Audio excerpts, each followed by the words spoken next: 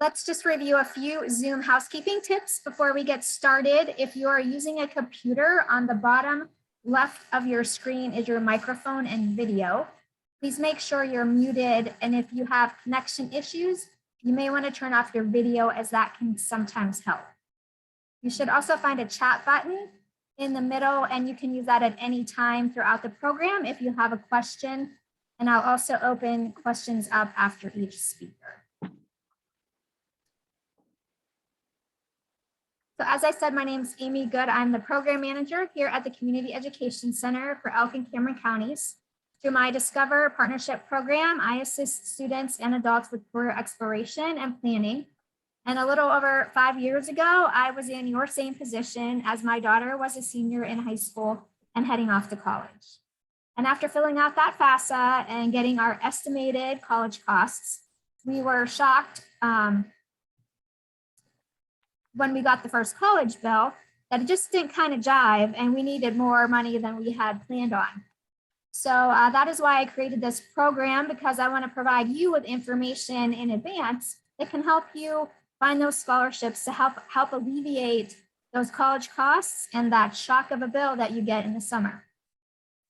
On our agenda tonight, we will start with FAQs, who will give us an overview of scholarships. Then the Elk County Community Foundation will share local scholarships that are available to students in Elk and McCain counties. Then the NPRC will give their program, sharing local degree programs for those of you who may be short on funds and looking for affordable programs. And then I'll finish off with a few tips on filling out those scholarship applications and writing your essays. So at this time, I'm going to just throw the program over to Marion Hargrave. She is the FAQs Access Partner for our region. So welcome, Marion. Thank you for joining us tonight.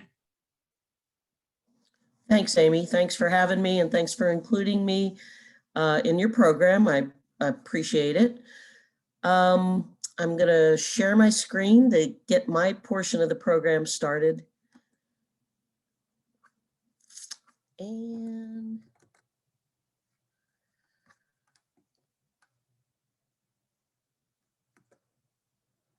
do we look okay? Okay, good. So again, I just would like families to have my contact information and my name and my email address. And I'm actually fine with giving you my phone number, which is 724-614-3823. And Mrs. Good is totally able to contact me, and all the good folks at the CEC could find me if you need some additional help. But I think you're in great hands tonight with the group that we have, that Amy has assembled tonight. So thanks for including me. I have in small letters there the real value of scholarships, because that's really what I need to talk about. Parents, sending your student to school is a hefty investment. Students, you need to see these real numbers. It could cost upwards of $160,000 to $200,000 easily to send you to a four-year school. But a lot of those costs can be mitigated and, not necessarily necessary. Now, on the other hand, when we talk about the great expense of schools, and when I say that, I mean two-year schools, technical schools, four-year schools. I am not assuming that every student should or will go on to a four-year degree, but they are certainly expensive. But this is, on this screen, what you see is the payoff. The more educated a person is, the less likely they are to be unemployed. And also the less, or the more likely they are to have higher earnings. So, there is a thought about the more you earn, the more you learn. And to some extent that's true. But I'll tell you what, if you're a very ambitious plumber who got skilled technical training and you work hard and you do a good job, it really doesn't matter how far your degree has progressed, but really just more about the work ethic you have and how good you are at the quality of your work. But in general, I'd be remiss as a financial aid person not to show you these figures. Certainly the more you earn, generally, the more you will earn. So for financial aid for students, and I know this group is probably beyond this point, but I'd like to just double back a little bit, again, as a financial aid person, to make sure you understand that financial aid comes from these funding sources: the federal government, the state of Pennsylvania, the schools and colleges that students are considering, and then, of course, funding scholarship or funding source is also scholarships. And that's why we're here tonight. Just to give you a little bit of an overview, for those sources to be actually accessed, a student does need to complete the free application for federal student aid. I'm hoping that all the seniors out there have already done this. If you haven't, you really need to get on that at this point. There is also Pennsylvania state aid through the Pennsylvania state grant, and there's other Pennsylvania funding opportunities also requiring the FAFSA. Then the schools and colleges themselves will provide funding to some extent, some more so than others, but that's what a student wants to look for. And that could be through scholarships or grants offered by the school. And then there's also another application that I, again, just as a financial aid professional, wanted to mention, the CSS profile, which is a product really of the College Board. It has nothing to do with the FAFSA, but in Pennsylvania, I think there's about 18 schools that require the CSS profile, and there's hundreds across the United States, but students who are looking into schools that require the profile really should rely on the school to help them through that process. And just keep in mind that the CSS profile schools also require the FAFSA. Just wanted to show families this website, which is really now the single source, the single best source for anything really related to financial aid at the federal level. There really is a lot of great information on this website. And when I suggest it to families, it's not to push you off into a website. It really is the best source of information. So once a student completes the FAFSA as a senior in high school, the purpose of that is for, first, this type of federal aid. First would be the Pell Grant, which we don't know what the 22-23 year amount will be, but we know that it was $64.95 so far in the fall and spring of this year. And then there is something called, at the federal level, called campus-based aid. And it sounds like, well, that's going to come from my school. It is, but it is funding from the federal government. And that funding would be something called an FSEOG, which really stands for Federal Supplemental Educational Opportunity Grant. And there won't be a test after this, so it's really not important for you to know it by name, but just know that that's federal aid. And then federal work study, which is an opportunity for a student to work on their school campus and earn money in that work. Students, if you've been to your campus choices visiting, or maybe your sibling school, you might see students staffing desks at lunchtime, or cutting the grass, or cleaning up in the dining halls. Those are very likely work study students, and they're working off their aid. If they don't work for work study aid, and don't fulfill those hours, they won't get that aid. But what I really want to, the reason I'm reviewing this first is to show that this is the amount of federal aid that is possible. And not every student receives the Pell Grant, and not every student receives the FSEOG or work study. So parents, students, get your math skills together and start looking at these amounts. Let's say here you're looking at $10,000, $12,000 if you were eligible for the full amount. Now let's take a look at the Pennsylvania State Grant. That full amount currently is $4,525,000 per year. However, it's based on the cost of the school.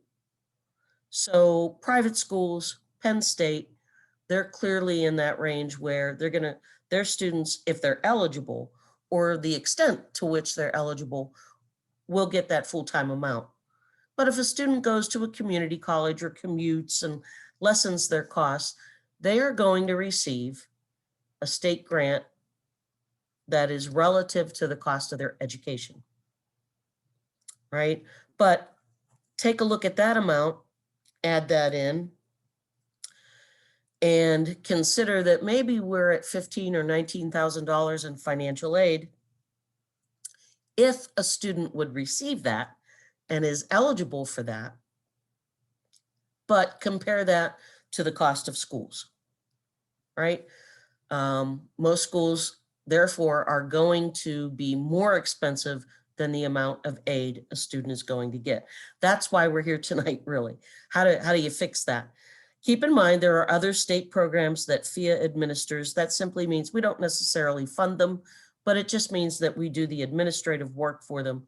And I would encourage all students and all parents to check out FEA.org for details, not only about these programs, but in general about financial aid. I just wanted to point out that there are also military funding opportunities for students, and you should definitely look into these. They always do require some sort of a commitment. There is a string attached, but for a lot of students, that string is exactly what they need and it works for them. I just want to make sure that no student or parent discounts those. And then before I go on, I just want to also say, since financial aid does not meet 100% of most, honestly, of any student's situation, it is helpful then to reduce your need for financial aid, meaning choose your school and your major wisely. Because if you don't, and you have to double back and choose another path, that can be fine if it's well thought out, but it does mean probably you're going to be on that campus a little bit longer, and the longer a student is on a campus, the more it costs, because tuition costs, although we've had a blip in the last couple of years, tuition costs always go up. If tuition doesn't, fees do. If fees don't, something else does. So it always gets more expensive. But choose those key components really wisely. The opportunity to commute can help. Choose meal plans wisely. A lot of this seems like, this is just scratch. It's really not. When you start to add all of these things up, they can really help a family save money.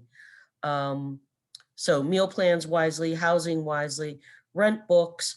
And also, I just wanted to mention this. Hopefully, these students who haven't yet embarked on their college career will remember that when you renew your FAFSA, renew it early, just like you were doing in high school, I hope, right? So it comes out October 1st. A lot of times students think, it's just a renewal, it doesn't matter. But yes, it does, because there is a lot of financial aid that is available no matter, but there is also a lot of financial aid that is available and it is time sensitive. So students get that done quickly.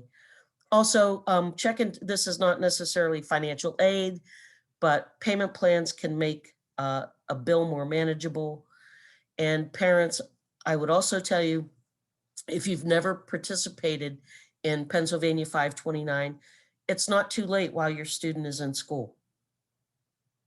529 account money is state tax exempt as long as you withdraw it and use it for qualified education benefits. So parents, if you're thinking, well, I have a third grader, I want to start that with them. What am I going to do with my senior or the junior that's right behind them? It's not too late to start a 529. Now, 520, I don't work for the Pennsylvania Department of Treasury, and that's who manages these accounts. So I would defer you to them and to the website and the phone number that you see on the screen. But that can be helpful down the road. Finally, with this point, I would just say to students, you need to graduate on time. It will reduce your need for financial aid. Take enough credits that you are making not only satisfactory academic progress, but real progress towards your degree. This does not take a mathematician. A bachelor's degree is generally 120 credits. Some of us older might remember that we had to suffer through 128, but now a bachelor's degree is 120. So that means to do that in 4 years means 15 credits a semester. And for 60 credits, the same thing. So take enough, or students, parents, here's a revolutionary idea. Your students do not have to take 4 years or 2 years to complete those degrees. They can graduate earlier. They can take credit overloads. Sometimes there are discounts on tuition for students who take more credits, meaning at some state schools, it costs the same amount for 12 credits as for 15. So look into that. That's kind of like that's like a school on sale. So real quickly, parents and students, this is what I want you to see as what I would call an ideal award letter. In that, when you receive this information from your schools that you have listed on the FAFSA and that you have been accepted to, and who send you an award letter, this would be the best possibility because it's clear and concise. Now, what's not great about it is we'll get to, and that's that red arrow, which shows the bottom line. But right off the top, it clearly states, I'm looking at the green arrow right now. What is a scholarship? What is a grant? There's that FSEOG, right? That's listed. And you see that this student got $800 when I told you the maximum was $4,000. So most students do not receive the maximum. They receive some part of that grant. Then this, in the yellow arrow, this award letter shows you the loans, which are lumped in there with grants, sort of. They're kind of distinguished, but who knows that this family wants to take out a federal loan in any way, but they're lumped in there. So what those amounts do is that reduces in that section the amount of costs because there are loans in that section, right? Loans are what we call tomorrow's money. No, you don't have to pay it today. And yes, it does reduce your bill, but you will be paying it tomorrow. So then just to continue on, what is nice about this award letter is it shows indirect and billable costs. Billable costs are exactly what you have to pay: tuition, room, board, fees, etc., the meal plan. But parents, students should know, it costs more than that to send a kiddo to school. There's those indirect costs. So that blue arrow is asking, are those amounts realistic? Probably not, right? And probably those will have to be, the overage will have to be absorbed by the family. And then finally, what this award letter is showing is that based on all that information, the balance for the family is $21,881. That's what we call the gap. That's the gap between the cost and what a student is going to receive. So while this is very plainly noted, that's great, but there still is a really hefty balance that has to be absorbed. The other cool thing about this award letter is it shows down here the estimated monthly payment, and it talks about their payment plan at the bottom of that.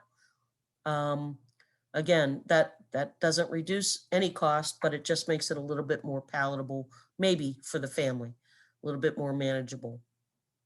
Now, unfortunately, most families are not ever going to see an award letter like that. They're going to be confusing. And this gives you an example of another one. Does also, and these are a little bit older, but it really doesn't matter because in theory, they still do the same things. This shows the amounts that the student is going to get. And then the bottom line, unmet need, is $8,888. So regardless of whatever kind of school you're looking at, whatever kind of financial aid you're going to get, there is still very likely an unmet need. So what do you do with that? Well, what most families do with that is they have to look into loans. And again, this is part of the reason that I know that the CEC is having, and others are having this program, because the the less time you spend on this screen thinking about federal and private loans, the better. We want to keep you out of this as much as possible. But for families, I'd be a bad financial aid person if I didn't describe that there are federal loans that you see on the left side for students and then for parents, and then there are private loans. The federal loans information is available at studentaid.gov. For the private loans, they're all very different.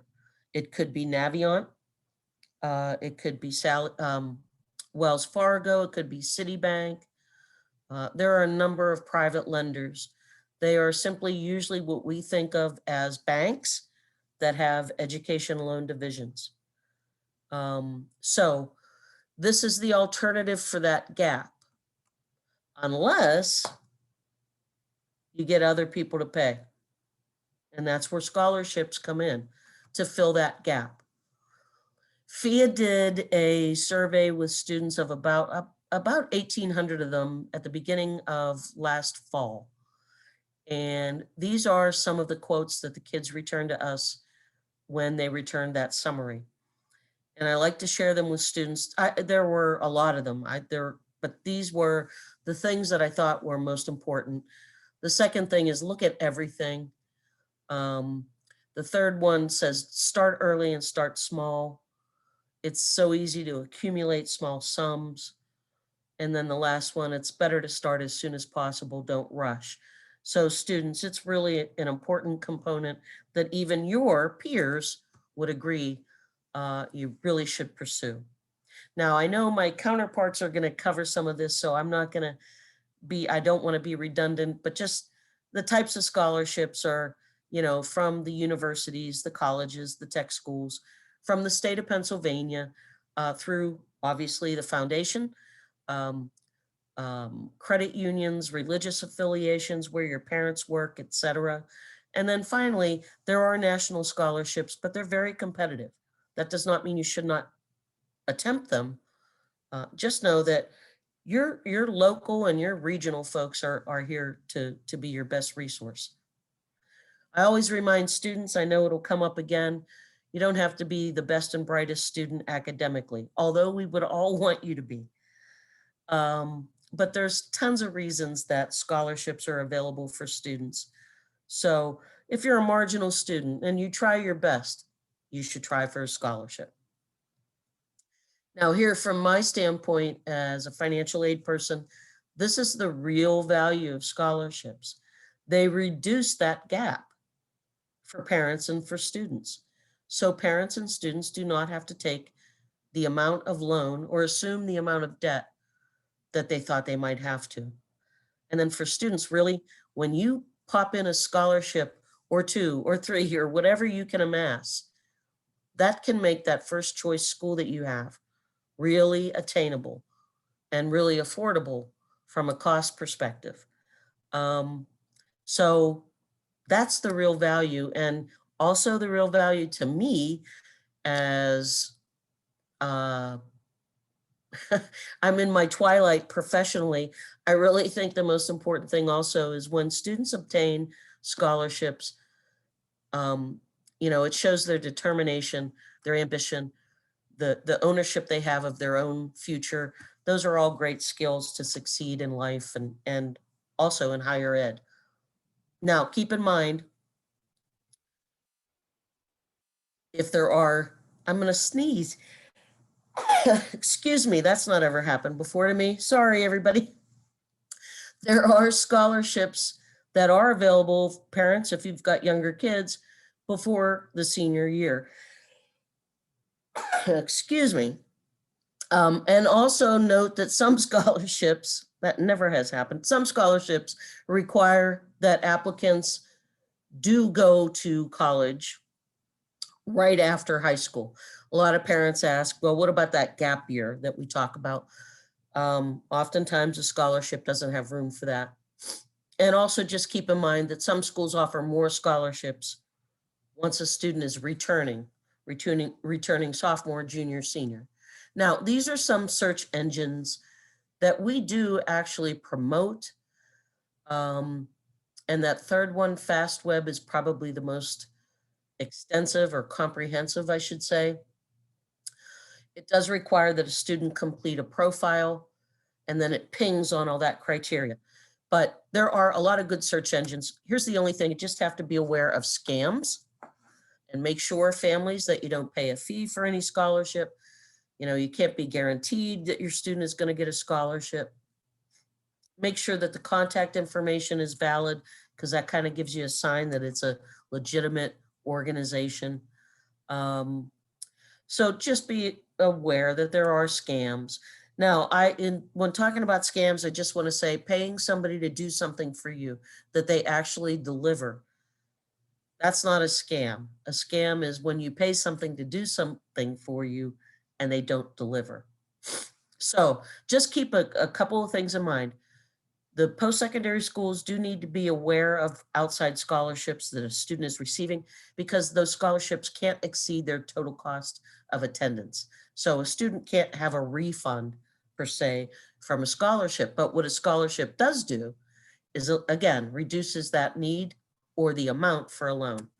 So, you know, best way to go. Now, there's a lot of resources out there for students and parents related to not only scholarships, but financial aid. Again, I would direct you to studentaid.gov. Really good site. I would direct you to PHEAA.org. Really good site. And I just want to point out that down below there, you'll see on this screenshot, financial aid has gone virtual. If you go to PHEAA.org, you'll see all of our virtual webinars that are coming up. And then you can also check into recordings. And then I just want to point out real quickly, PHEAA offers a mysmartborrowing.org, really good website. So once you're in the realm where you know you need to borrow, this might be something you want to check out before that. And students, this might be something you want to check out before you make your final choice, once you know costs, to see if you're making a great choice. So this is my contact information again. That little graphic shows you, what you might have thought was impossible could be possible. You have a lot of great people here tonight that are going to follow me. So students and parents, I hope you enjoy the rest of the program. Thank you, Marian. That was very, very informative. There were no questions in the chat. Does anybody have any questions at this time?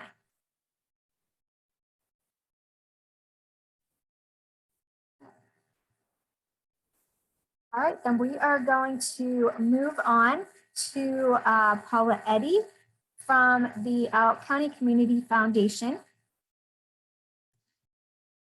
And I'll tell you what, while I set up Paula's video, I do have one question for Marian. Is she still with us?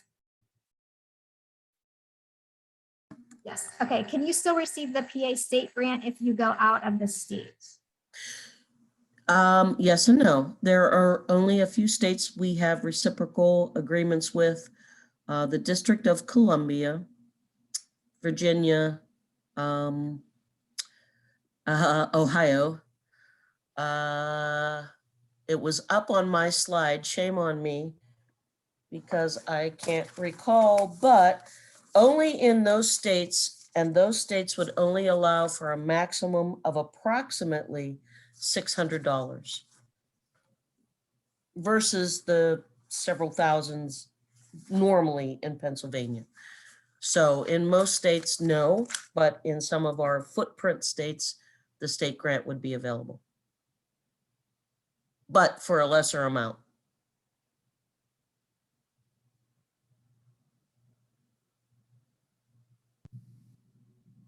Move on.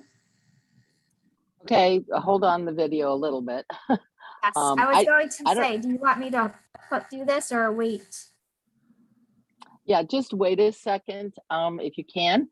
And I can just speak over it. They don't need to see my face. I don't, my picture is not there. Can people hear me? I guess is the first question. Amy, can you hear me? I can hear you. Okay. Well, then I'll go on. I am Paula Eddy from the Community Foundation. And I do want to say that we're the Community Foundation of the Northern Alleghenies. And we serve the Elk County Community Foundation along with McKean County Community Foundation. We were founded back in 2000, and we have grown to have over $18 million in assets, held in 225 plus named funds. And that includes our agency funds, our donor advised funds, and our scholarship funds. But you can tell that we are very, we do have a lot of scholarships, and the majority of scholarships of those 225 funds, about 150 of them are scholarship funds. And I'll only be discussing those opportunities tonight. Our scholarships are donated by individuals, businesses, organizations that feel strongly about helping students in their educational dreams. The donors are the ones that set the parameters. Oftentimes we get a call and saying, well, why can't that be for me? Why can't I apply for that one? And it's simply because the donors set the parameters or the eligibility for each scholarship. Some individual schools, some are, individual schools, some are for 2 schools, some may be countywide. And actually we have one this year that is both McKean and Elk County available in both counties. Each scholarship has their own criteria, so the students need to look at that criteria well. And we do have a new process that'll help kind of shorten that time frame for them to look at that, because our online process will have them do a eligibility quiz. So I would say at this point, why don't you go ahead and we'll talk about the new online portal. If you could bring that up, Amy, that would be great, and show that video.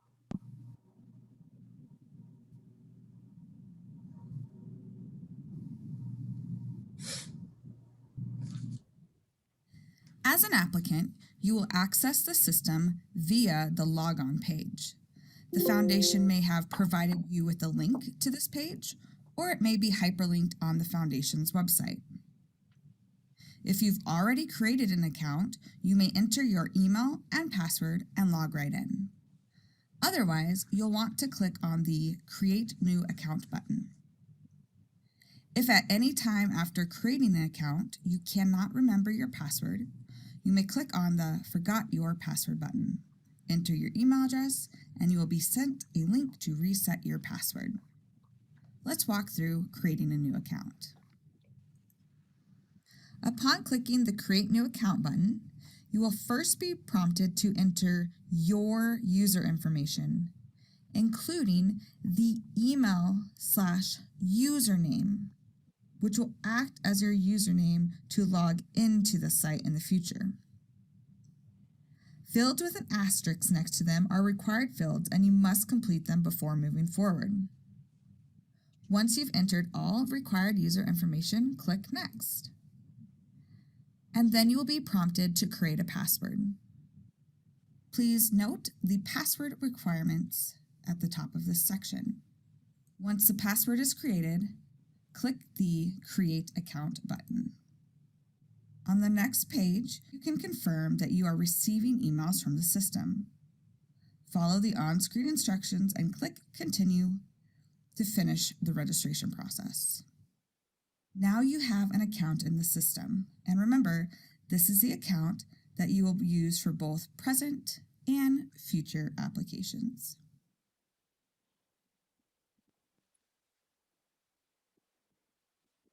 Thanks, Amy, for that.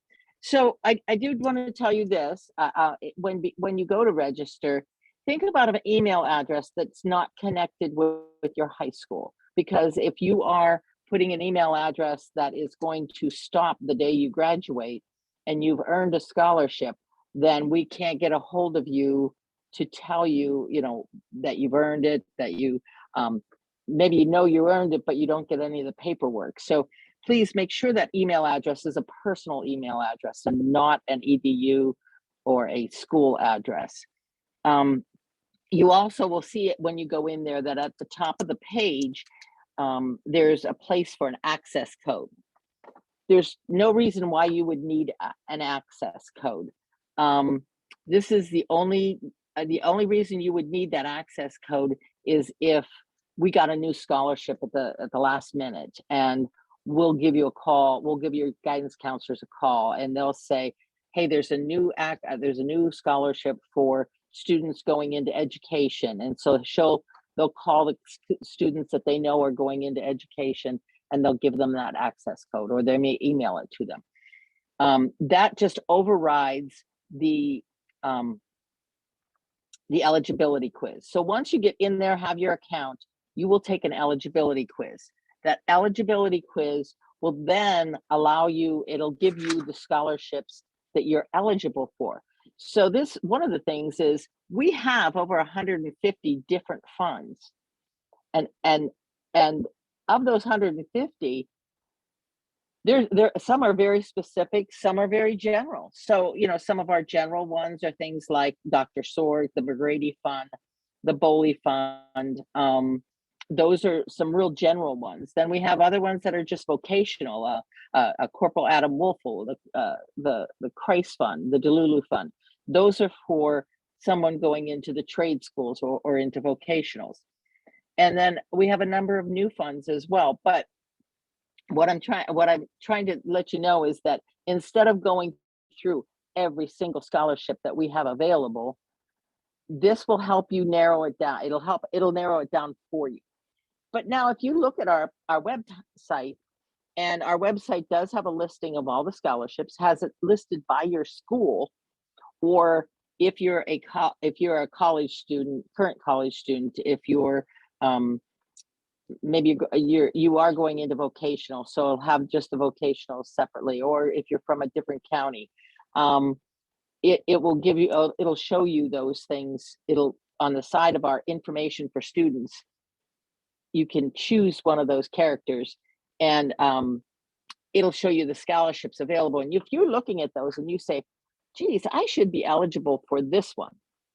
Well, I have to tell you, this is our first year. We've got, we may have some oops in there with our rules that we did with the eligibility quiz. So if you really think you're eligible for a scholarship that's not coming up for you, call our office and we'll try to figure it out and help you decide if you are eligible for it. Then we will figure out how to get you into that. We may give you that access code at that point. But I do want to talk a little bit, not so much about the program, and if you do have questions. And I think, Amy, did you not send them each a flyer once they registered about our scholarships? They got both the Elk and the McKean. Okay. And I have to say, Marion's had a lot of good points about different things about our scholarships. And it is a way to reduce some of your costs. We have scholarships that pay anywhere out from $500, a one-time fee. And we have a couple of scholarships that are larger. We have a couple that are 4-year scholarships for $1,000 for a year, for every year. And then we have one scholarship donor who wanted a very specific topic, and that scholarship is a $5,000 scholarship a year, which is a significant scholarship. So so they're all over the board, and we, like I said, we do have some are 2,000, some are 3,000, some are 500, and we have a couple of new ones I want to mention this year. The William Buchheit Scholarship is new this year. The Emma and Richard McLean Scholarship, those are at the Ridgeway High School in Elk County. We have 3 new county-wide scholarships, and that's the David Larkin Scholarship, the T.O. Fitch Scholarship, and the Gibby Burke Scholarship. The other one that's actually McKean and Elk-wide, it's going to be a one-time deal, 1 year. Some of you may have gone to the Cinderella Closet to get a prom dress, and they have shut down in Kane, but they served Elk and McKean students. So particularly female. So they decided to give what they had left over in scholarship, 8 $1,000 scholarships to girls from Elk and McKean County. So that is a new scholarship, but it's a one and done. But you know, you guys are fortunate to be able to apply for that this year. Elk County Catholic and St. Mary's area have a new scholarship just for those two schools called the Randy Yetzer Scholarship. And then we have a number of other scholarships. Some are music, some are art, some are just, they're all over the board. And so you really need to look at those. I do want to say in Potter County, we have a couple of scholarships called the Austin Educational Scholarship and the Charles McCluskey. I think we have some people from McKean County. Their countywide scholarships this year are, we have a new one, Thomas Frere, and that's the forestry and agriculture and that kind of award. We have a Joe Stanko, which is more vocational, and again, the Cinderella Closet will be eligible for all of them. In Cameron County, we have a couple scholarships, the Gladys Schultz and the Blair Hornan Scholarship. And in Bradford area, we have a number of new scholarships. One is for golf, the Bernard for golf, the Pink Langenese Scholarship, and the Martha Eddy Scholarship. And those are all new up in that area. In the Kane area, we have Joanne Frick, the Hanold family, and the Jerry and Nancy Hababeger family. So and these are all new volunteers, or all new donors that have come to us and said they want to help kids with their educational needs. And some of them are in memory of folks, some of them are in honor of somebody. And when you open up the scholarship application online, it'll have a picture of the person, it'll have a little story about them. Please read that. Know why they're giving that scholarship. It will also help you when you think about writing your essay. If you know more about the person that it's in honor of. And oftentimes when people are, we have people who, from the families who do review the applications. And if you know about, know a little bit about that person and know what made them tick, that might be the reason. Do be sure that your application, when you're doing it, do be sure to note that, read the essay question, because there's nothing worse than uploading your essay question or essay to the wrong question and not answering the question, because that's the best way to get your application thrown out. Like I said, some of the donors make the choices, they make the recommendations to the Community Foundation, and our Community Foundation Board of Directors do have the final say, but the donors have a big part of that. This year we do have, in 2022, we do have approximately 150 scholarship funds, as I told you before, but that's going to give 250 awards. Many of the scholarship funds give out more than one award, and you can receive more than one award as a student. So, I mean, apply for as many as you're available for. And the other benefit to our new program is, once you fill out your application, the first application once, you can copy it and paste it onto the next one. So you're not having to fill out the same information over and over and over again, which before, that's what we had and that's what you had to do. So that's a big plus to our new program. Let's see. We are all over, and I think that every place that somebody has called in or that is on the call that Amy shared with us is on the, we cover and have scholarships there. Last year, we awarded $282,000 to help those students. And we had 223 students that we gave scholarship for. 30 of our scholarships are multi-year. So it's, those multi-year scholarships are the ones you surely want to make sure you fill out if you're eligible for them. And we have awarded over $2 million in scholarships since we started the foundation. So we do give a lot of funds back. And with that said, I want to I want to also, I noticed on one of the slides that Marion had that was the PATH program. And the PATH program, we are a PATH partner, which means if you're FEA eligible and you're going to a Pennsylvania school and you're full-time, chances are if you get a $500 award from us, you possibly and probably will get a $500 matching award from the PATH program. So that is another reason why a lot of donors come to us for us to administer their scholarships, because now their $500 award becomes $1,000, and it's really a much better way for them to manage their donor dollars. I do want to remind you that our website, when you bring up the Foundant page, it showed it with Foundants, but you will see our logo there when you bring it up and know that it's ours. It'll have both the Elk County Community Foundation logo and the McKean County Community Foundation logo. If you Google Elk County Community Foundation, our website will come up, but it's elkcountyfoundation.org or mckeancountyfoundation.org. Those two websites, you can go to the scholarships information for students, go down and you can look at them. It'll have the link is directly there for every scholarship that you get down through. When it says apply here, that link will take you to the site our new platform is on. Remember that students can win multiple scholarships.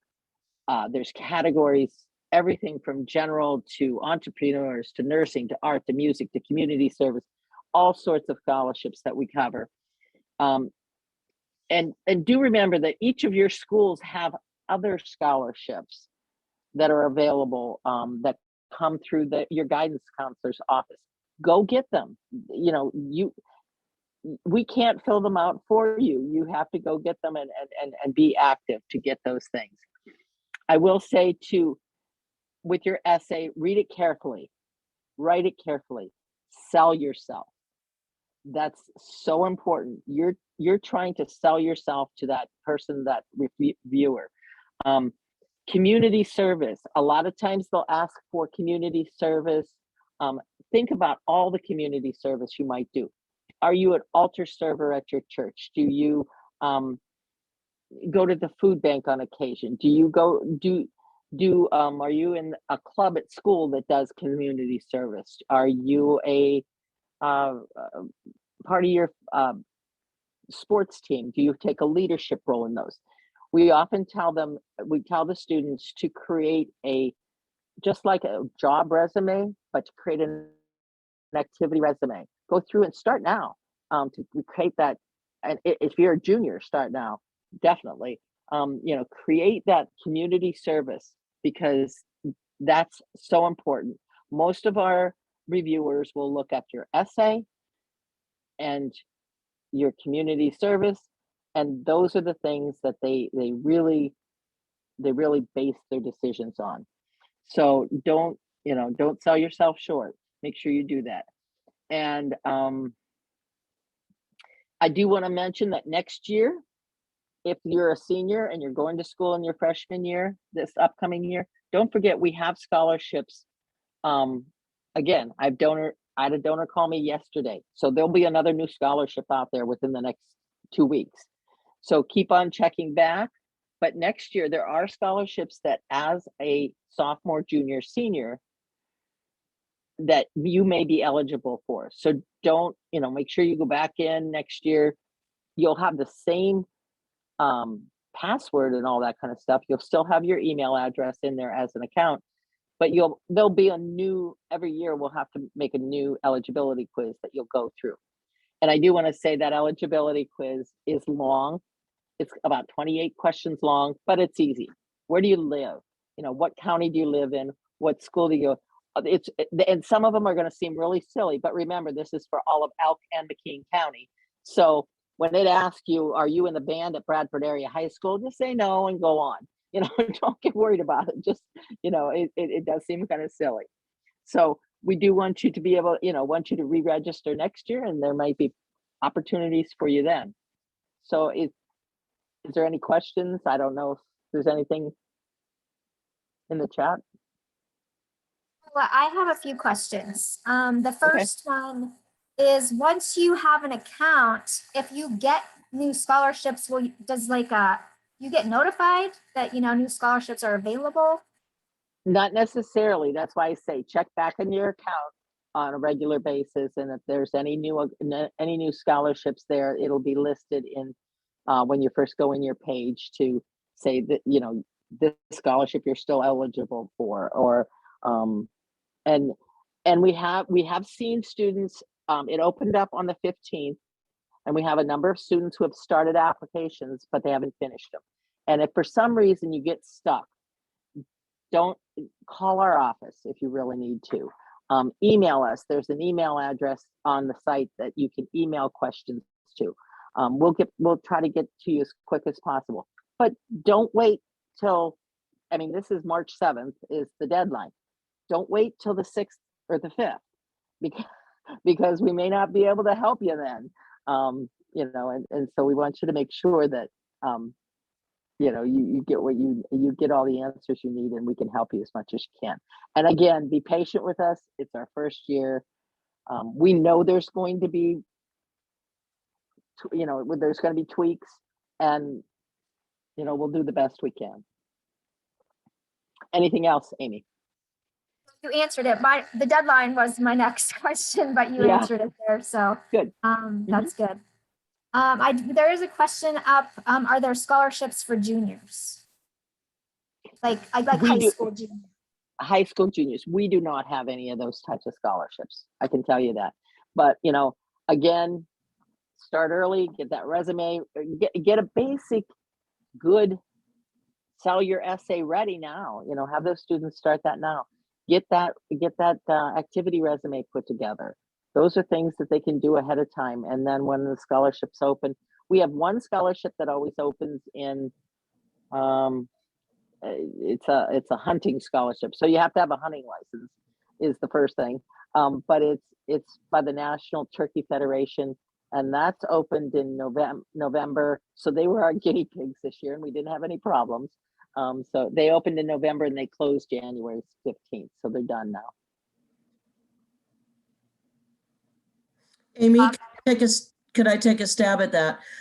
The foundation may not, with all those wonderful things that they do offer, but there are scholarships that are available for junior high school students, even sometimes like elementary school.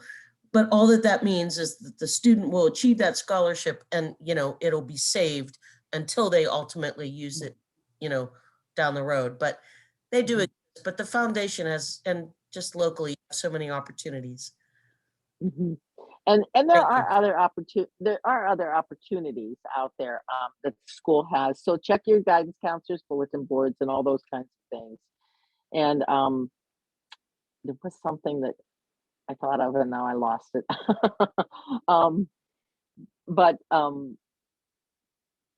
Yeah, just make sure you check back and continue to check for scholarships anywhere that you can find them. And if I think of it, I might interrupt again or put it in the chat. Yeah, and I did want to mention too that check, like Marion had said about clubs. If your parents are members of the Moose Club or Elks Club, check those. The credit unions. You're not going to find all of them at the community foundation. So it's important to, check with other organizations. Keep your eyes on the newspapers, social media. They'll make announcements on those areas too, as well as your guidance counselor is a great resource for that information. Parents, from one parent to another parent, I'm going to give you a little tip here. Senior year is busy. Time flies before you know it. Senior students do not want to take the time to fill out scholarship applications. It's hard for them to realize the benefit of it. With my daughter, I don't think it really kicked in until July when she got that bill that, oh boy, I owe how much money and where am I going to get this money? Luckily, I was on her butt. If it wasn't for me, she probably would not have done those scholarships. So keep on your students. I would say, hey, this weekend, we're going to do 5 scholarships. And we did it, as Marion had said about small, start small. And that's what we did. And it was more attainable. She was more open to it. I mean, yeah, she would grumble and growl about it, but we would get it done. And in the end, she did end up getting multiple scholarships from the foundation, and they were PATH eligible. So she got double the amount. It was very beneficial. So just keep on your senior to make sure that they get it done. It's very important if they are going off to college that they apply for these scholarships. Because I'm going to tell you, once they get to freshman year of college, you're not going to have as many as you have your high school senior year when it comes to scholarships. This is the year to apply for them. So that's my little tip. So thank you, Paula. Great information, great foundation. We're so lucky to have you guys in our communities offering all these beneficial amounts for the students to go to college. So up next, we have Jody Guisto. She's the success specialist for the Northern PA Regional College. A few reasons why I invite them to participate in this program is because, these are true stories where I have had college students, or well, I guess they're high school, they just graduated high school. They get that college bill in July and they are like, oh no, I cannot afford this, or I am not going to pay this. And they do a pivot and they're like, what am I going to do now? So one of, my advice to them is to look locally. You can save a lot of money when you live at home, when you go local. So that's one story of students that reach out to me. I also will have those students that head off to college, and I've had them contact me after their first semester, after their second semester, and they're like, I ran out of money. I can't afford this anymore. I have got to come up with a different plan. And they will look at transferring back here locally. So I'm going to pass it off to Jody, and she can tell you about their wonderful program that they have here locally that you might be interested in if you find yourself in that kind of position. So welcome, Jody. Thanks, Amy. I think you could probably do the presentation for me. And again, I'm Jody Gusto. I'm new to the Northern Pennsylvania Regional College. I'm the Community Engagement Specialist. I'm going to attempt to share my slides, and I'll email it to you as well, Amy, so that if you need to share it, otherwise I can do that. So I will provide as much information as possible, and if I don't know the answers, I'll make sure I find them out for anybody. So just give me 1 minute to share the screen. Okay, can you see this? Amy, are you able to see that? Not yet. Okay, 1 second. Oh, apparently I hit the share button. How about now? There you go. Yep. Okay. Oh, my face is frozen like in a really terrible spot though. I think I'll turn. Okay, so this You're is sharing, not but at the there's beginning. nothing on it. Hold on once. Okay, hold on. Let me try that. Stop sharing. Okay, it's frozen.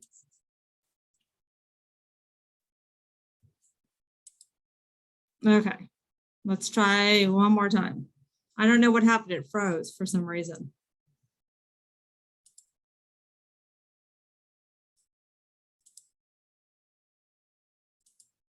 You need to stop your video if it freezes, Okay. that might help.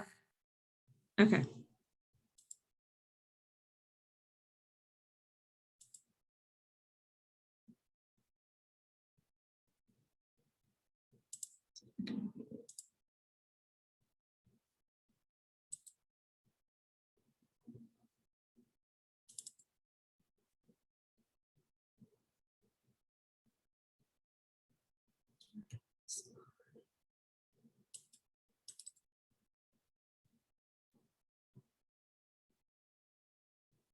Okay, now up here.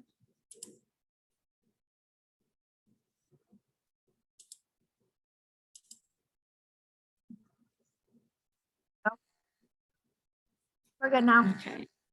Okay.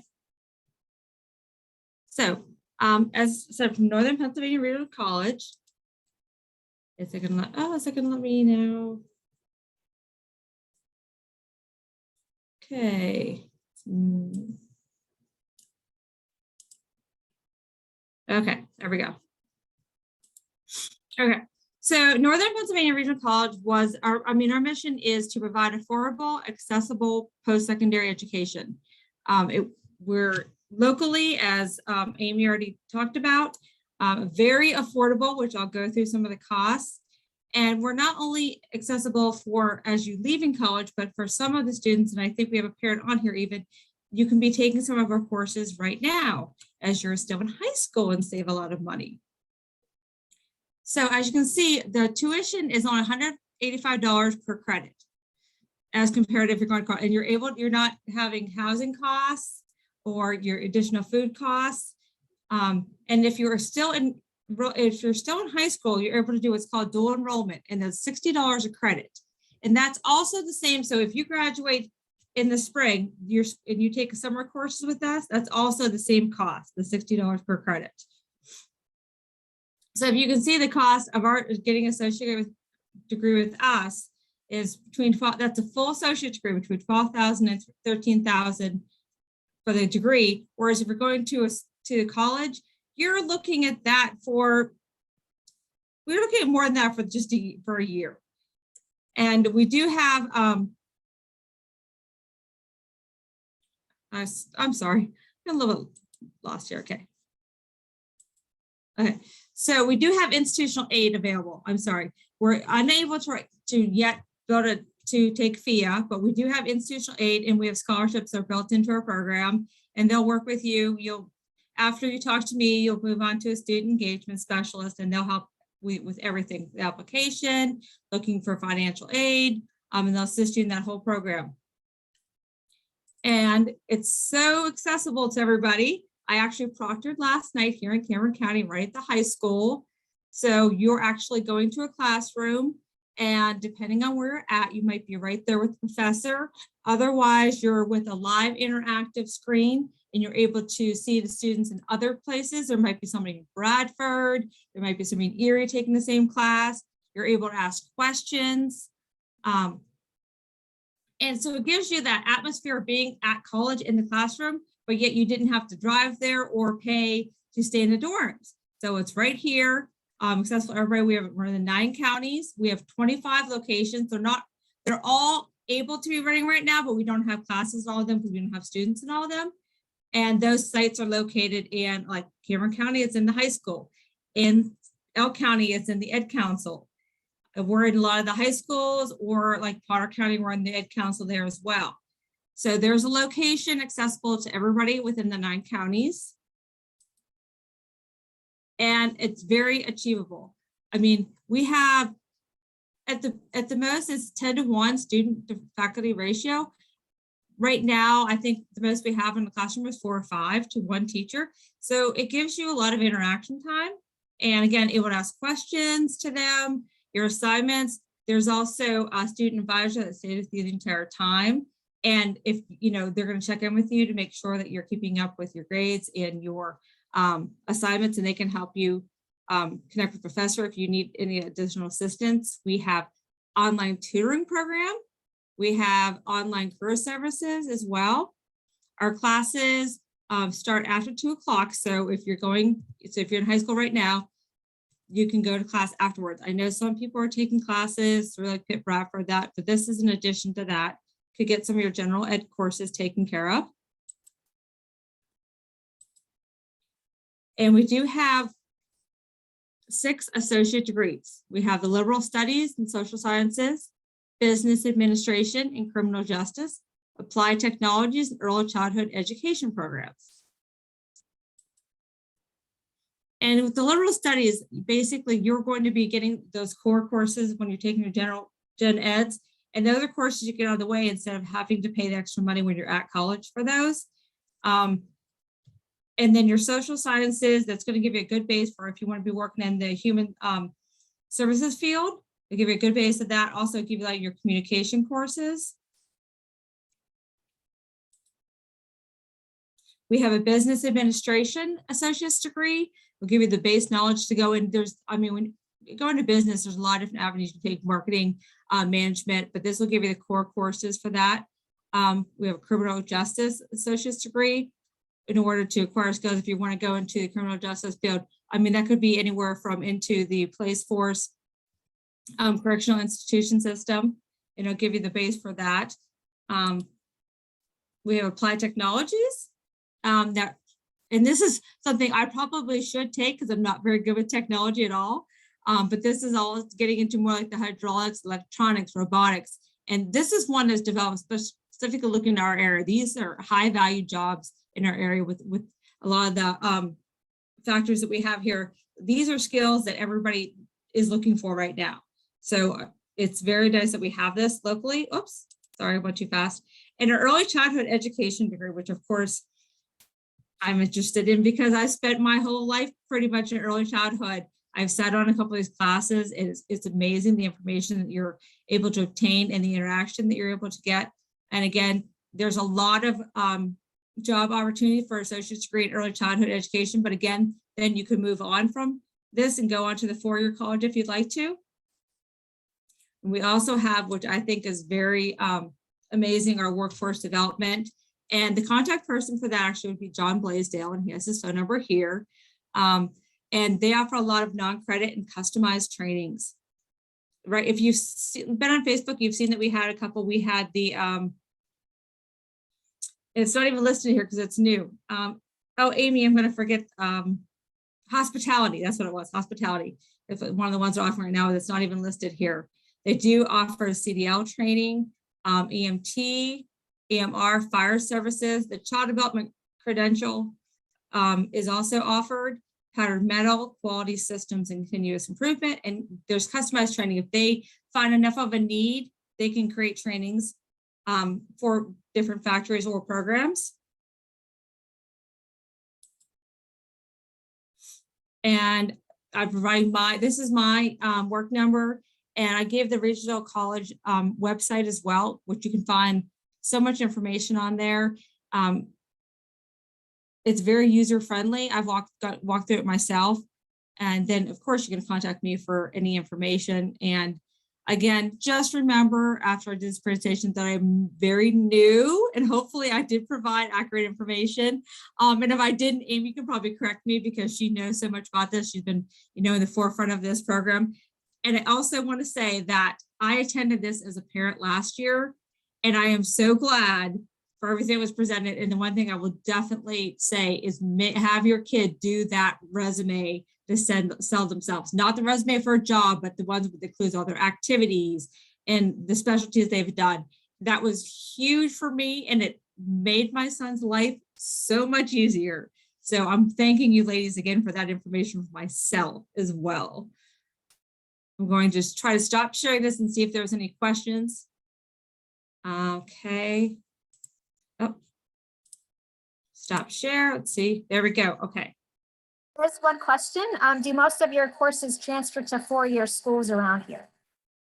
We can't guarantee that they'll transfer. We've had a lot of success, and we can provide the syllabus ahead of time. If they know where they're going to, they can actually send that to them, and they'll say whether they'll accept those courses. And that's the same with almost any college, whether you're going from Clarion to Edinburgh, anything. It depends on the individual school, but we have had a lot of success. One thing I just want to repeat that Jody said, this summer, as you graduate, if you're seniors and you're graduating and heading off to college in the fall, you can be like a summer guest this summer and still get that high school cost of $60 a credit and get a jump start. Like she said, get some of those gen ed classes out of the way before you even start in the fall. And it's a great way to save yourself, possibly even knock off a semester of college. And those we have 3 different summer sessions that hopefully we'll have everything set within the next month and a half. We should have everything up for the courses for the summer.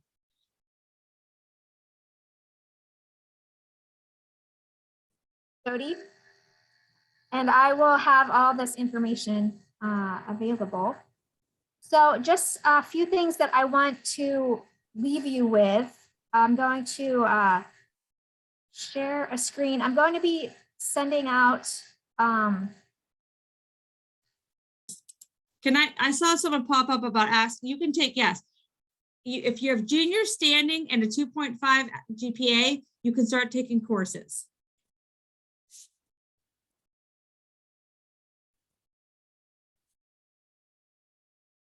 I will be sending out a link for a Google site, and it's going to have today's presentation, a video that if you wanted to go back and rewatch something, or there's something that you want to relook at, you can do so. I'm going to have the contacts for all the presenters, websites for you, and then a few tools to help is creating an activities resume, and that was mentioned multiple times tonight.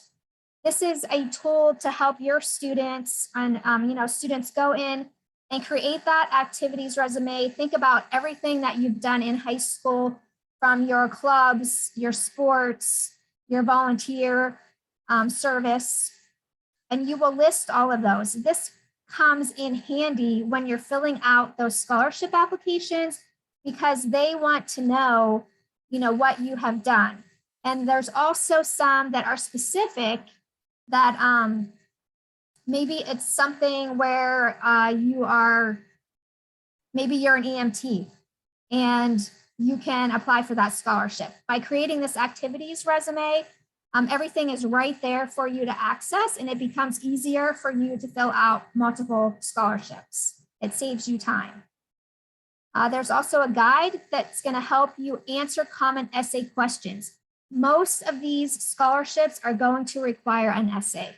And I know that you are going to loathe doing an essay, but once you get one essay in, you can manipulate that based on what essay, another essay question. I think my daughter ended up having like 3 different essays, and they came in handy for just about any scholarship that she applied to. She just manipulated it, went in and edited it for what the scholarship was requiring.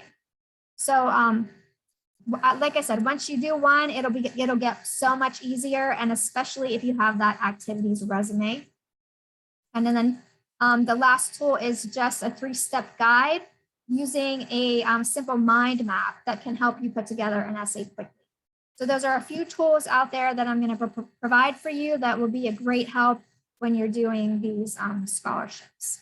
And like I said, I will send that link out later this week with all of that information.